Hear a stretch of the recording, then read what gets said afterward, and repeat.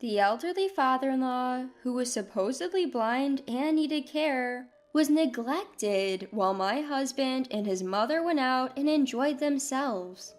They left me to care for him while they did as they pleased. One day, the supposedly blind father-in-law suddenly stood up. What happened to him? Would I be able to confront my husband and his mother about their behavior? My name's Annie. I'm 33 years old. I want to share a real experience from my life. I was born as the only girl among 3 siblings.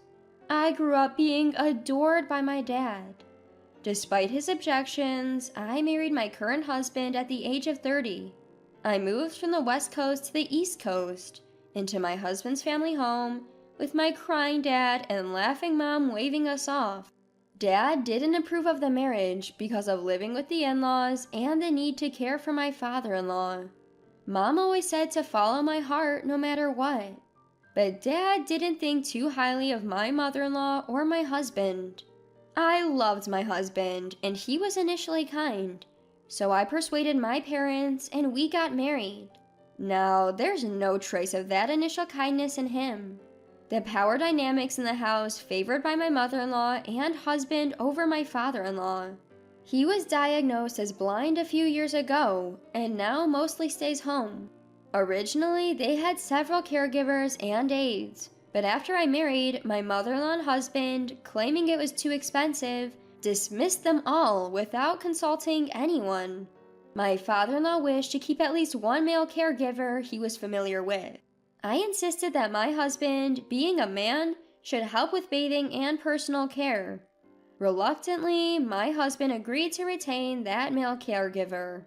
This caregiver had been assisting the family even before my father-in-law's blindness. I'm responsible for the mornings, evenings, and 1 full day a week when the caregiver isn't present. My husband and his mother began treating me like a substitute caregiver. Even though I work full-time remotely for a company, they expect me to be available all the time. When I raised my concerns, they retorted, "Why do you think we allowed you, with your caregiving license, to marry into this family? Just manage that baggage quietly." They referred to my father-in-law as baggage. It's ironic because most of their expenses are covered by my father-in-law's wealth. Yet my mother-in-law's treatment of him is atrocious. And my husband, speaking of his own father, has even said, "If only he'd pass away sooner, we'd get the inheritance." Even though I wanted to divorce my husband, I couldn't bear the thought of my father-in-law being mistreated in my absence. I felt too sorry for him to leave. On their days off, my mother-in-law and my husband would leave me to care for father-in-law and go out, enjoying themselves and shopping carelessly. Originally, father-in-law was a significant landowner. He owned several properties, which brought in a steady passive income. The management was handled by hired professionals. I only managed the payments. But mother-in-law and my husband would siphon off that money from the bank account and used it as they pleased. When I talked to father-in-law about this, he said, "I see. My wife and son only see me as a cash cow. I'm sorry for burdening you with my care." He apologized to me. Please don't apologize. Using my caregiver's license is what I desire. My work is home-based, and helping you, father-in-law, isn't a problem. Taking care of father-in-law wasn't burdensome. My issue was with mother-in-law and my husband, who neither did housework nor worked, yet acted all high and mighty. My resentment towards the do-nothing duo grew stronger. Then one day, mother-in-law and my husband said they were going to the Caribbean. "We'll be gone for 2 to 3 weeks. Don't do anything unnecessary." Wait, 2 to 3 weeks? "We're leaving you here for your caregiving, so just do your job." That's why they were packing their bags so happily and excitedly a week in advance. When my husband and mother-in-law left the house, I took a moment to relax. To my surprise, father-in-law started changing into a suit on his own. I was taken aback and stared in shock. "Come on, dear, let's go." "What?" In his suit, he stood before me, and it was clear from his eyes that he wasn't blind. "Father-in-law, can you see?" Not perfectly. Blindness can't be cured completely. Saying this, father-in-law handed me a business card indicating where he wanted to go. 3 weeks later, an oblivious husband and mother-in-law returned, relaxed from their trip. "Fun times always end too soon. We're back to reality in the blink of an eye." Do we have to face this gloomy face again?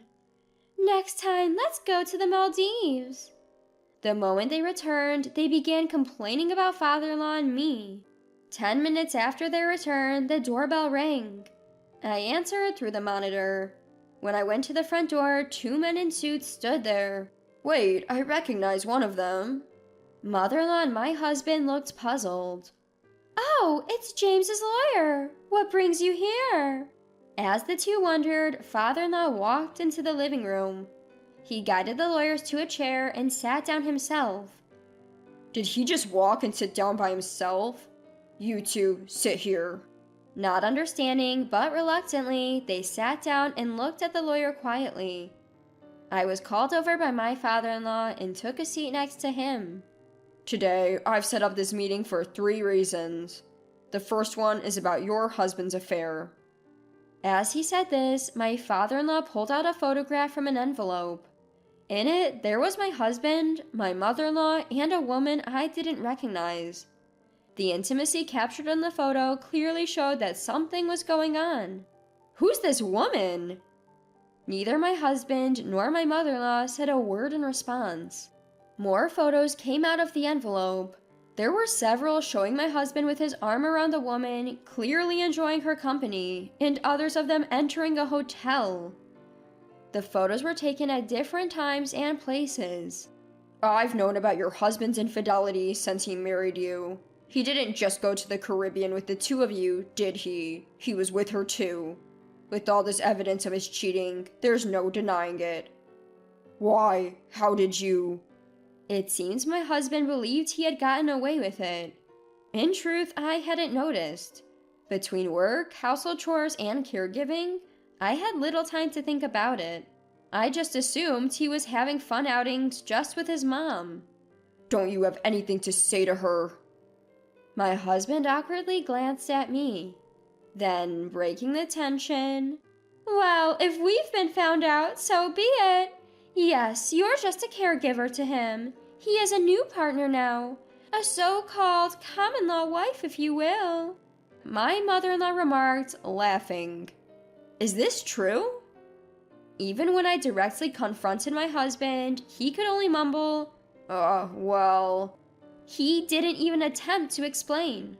"We've recently rented a place for just the 2 of them. While they're enjoying their time, I stay alone in a hotel. Don't you think she makes a better wife for my son than you, who can't even spend time with him?"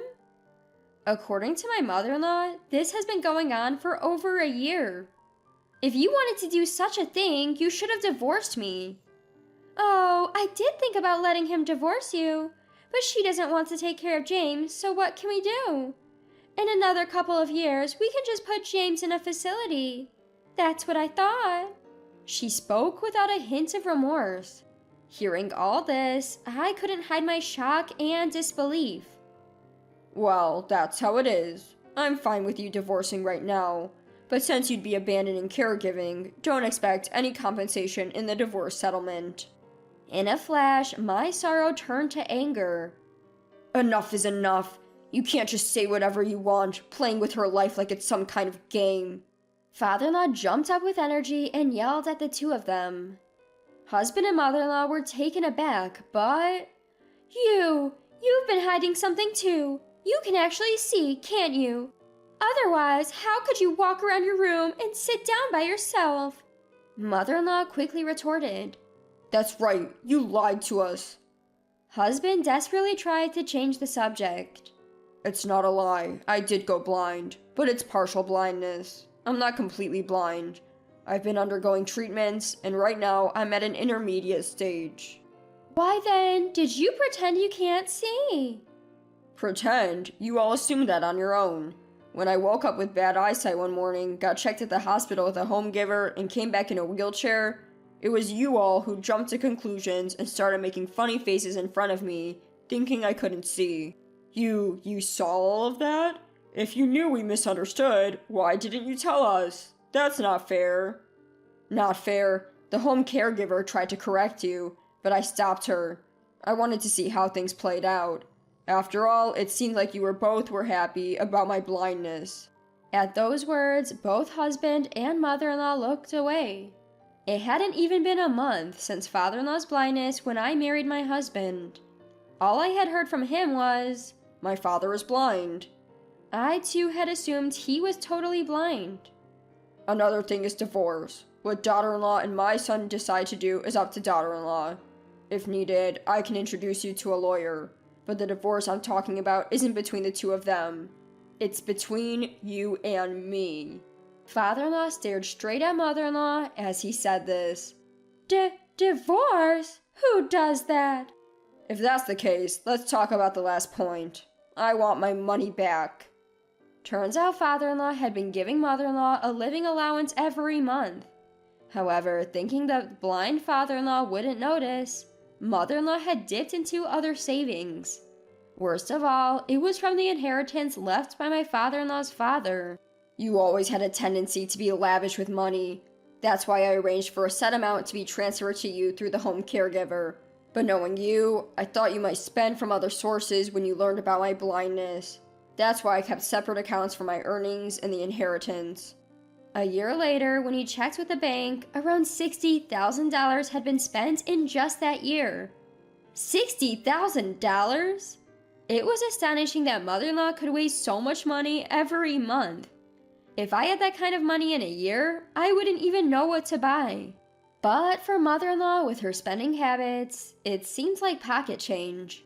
I can't possibly pay that back. Plus, it's my money too, right? Whether it's an inheritance or whatever, I can use it as I please. You don't understand inheritance law? Even if we divorce, that inheritance won't go to you.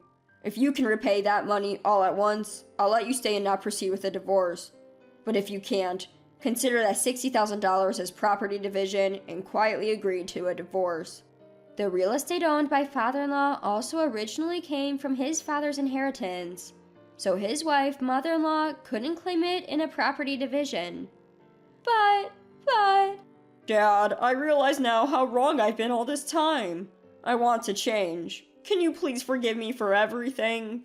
The husband clung desperately to his father's feet. Daughter-in-law, what will you do? Do you still want to be with this lazy cheater? No, I've come to see the light.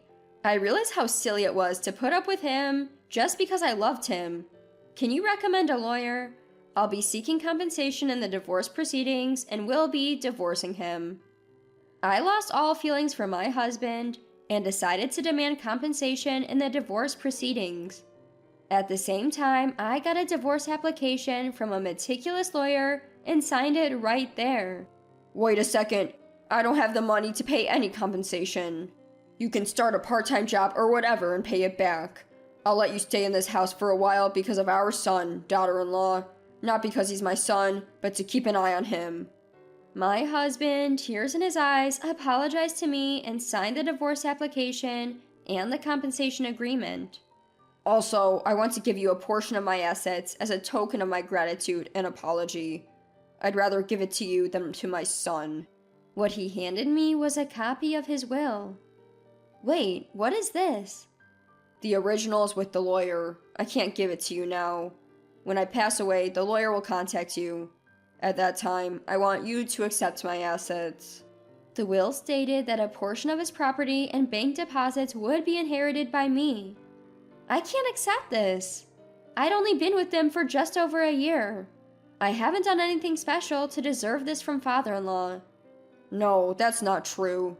You stood by my side and tried to protect me, even when the two of them said such terrible things. Father-in-law said with a gentle smile. What? Why are you giving it to that young woman?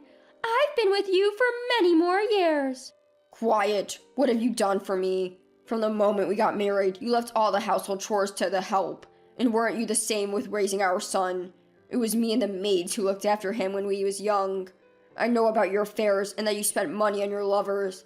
It's shameful what you and our son have done."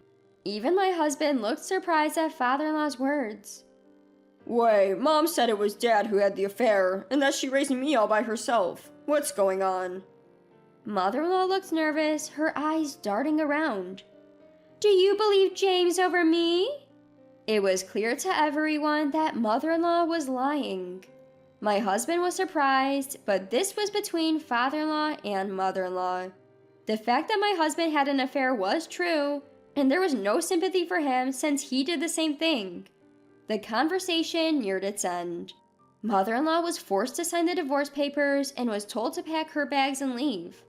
Without any resistance, mother-in-law left the house, and father-in-law and mother-in-law divorced that day. As for the compensation for my husband's divorce proceedings, father-in-law paid it off in a lump sum, believing it would be better for me. My husband would repay father-in-law. I packed my things to return to my parents' home and had them shipped. In this big house, thanks to father-in-law, my husband lived on the second floor and was restricted to certain areas so we didn't cross paths. I managed to avoid them for a whole month. Everything was settled, and on the moving day, the intercom rang, and to my surprise, my parents were on the screen. When I went to the front door, my father was already crying, and my mother was smiling. It seems that father-in-law had generously covered the travel expenses and arranged for everything. Although I had only told my parents that I'm getting a divorce, they already knew about the challenging year I had faced. Turns out my father had received a call from father-in-law about 6 months after my wedding. Father-in-law, being honest about the situation, had said, "I'll take responsibility and discipline him. I'd like you to wait a little longer before coming to get her." After hearing everything, from mother-in-law to husband to father-in-law, my father understood that simply telling me to come back wouldn't convince me. It would be hard for anyone to accept infidelity claims about someone they love, especially without evidence or valid reasons. So he decided to trust father-in-law's judgment. Since then, 2 years have passed, and it seems the husband has been repaying father-in-law little by little. Thankfully, my job being fully remote from the start didn't tie me to a particular location. I still occasionally communicate with father-in-law, and my work is going well.